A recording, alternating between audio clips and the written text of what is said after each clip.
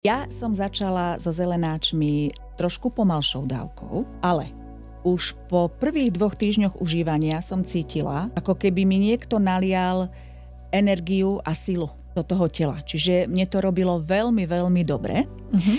A začalo sa moje telo pomaličky postupne čistiť. A keďže som bola kožná alergička, tak ten detox prebiehal veľmi pomaly, pretože sa všetko najprv vyvrbovalo na mojej koži, pretože potrebovalo čistiť najskôr to.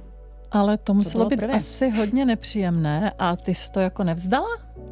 Bolo to veľmi nepríjemné, ale ja už som jednoducho chcela sa obliekať do toho, čo sa mne páči. A mne veľmi zelenáče pomohli aj v tom, že ja som schudla. Ako som sa začala čistiť, ja som schudla.